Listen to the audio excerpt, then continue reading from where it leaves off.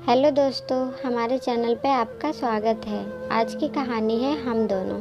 शादी के 3 साल हुए थे और एक दिन पत्नी के मन में ख्याल आया, क्या होगा अगर मैं अपने पति को छोड़कर चली जाऊं? पति का रिएक्शन क्या होगा? फिर वह क्या करेगा? इसी विचार के चलते पति की परीक्षा लेने के लिए उसने एक चिट्ठी लिखी। उसमें लिखा, आपके साथ रहकर बोर हो गई हूँ। मुझे अब इस गृहस्थी से कोई लगाव नहीं है। मैं तुम्हारे साथ एक पल भी नहीं रह सकती, इसलिए मैं तुम्हें और इस घर को छोड़कर जा रही हूँ। उसने वो चिट्ठी टेबल पर रखी और खुद बेड के नीचे जाकर छुप गई। थोड़ी देर बाद पति ऑफिस से घर लौट आया। उसे घर में अपनी पत्नी कहीं नहीं दिखाई दी। फिर उसकी नज़र टेबल पर रखी चिट्ठी पर पड़ी। चिट्ठी को उठाकर उसने पढ़ी। थोड़ी देर तक बिल्कुल शांत रहा, कुछ नहीं बोला। फिर उसने उसी चिट्ठी में पीछे कुछ लिखा और अपने मोबाइल में गाने बजा बजा कर ज़ोर ज़ोर से नाचने लगा। फिर उसने अपने कपड़े बदले और अपनी एक फ्रेंड को फ़ोन लगाया और कहने लगा, मैं आज आज़ाद हो गया हूँ। मेरी बीवी को आखिरकार ये एहसास हो गया कि वह मेरे काबिल नहीं है, इसलिए वह खुद ही मुझे छोड़कर हमेशा के लिए चली गई है और मैं अब आज़ाद हो गया हूँ। तुमसे अभी सामने वाले बगीचे में मिलना चाहता हूँ। फटाफट वहाँ आकर मुझे मिलो।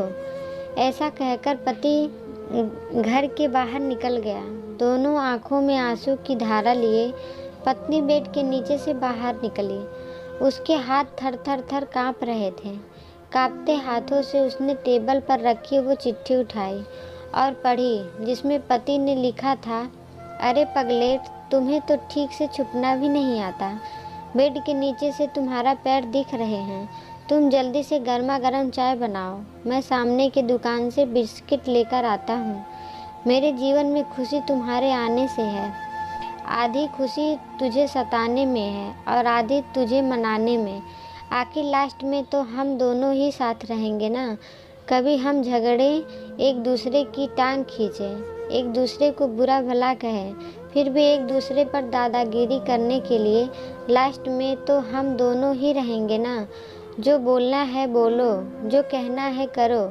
जब चश्मे गुम हो जाएंगे तब एक दूसरे के चश्मे ढूंढने के लिए लास्ट में तो हम दोनों ही रहेंगे ना। कभी मैं रूठूँ तो तुम मुझे मनाना, कभी तुम रूठो तो मैं तुझे मना लूँगा। एक दूसरे को लाड लड़ाने के लिए आखिर में तो हम दोनों ही होंगे ना। नज़र कम आएगा, सुनाई भी कम देगा, तब एक दूसरे में एक दूसरे को ढूंढने के लिए हम दोनों ही होंगे ना।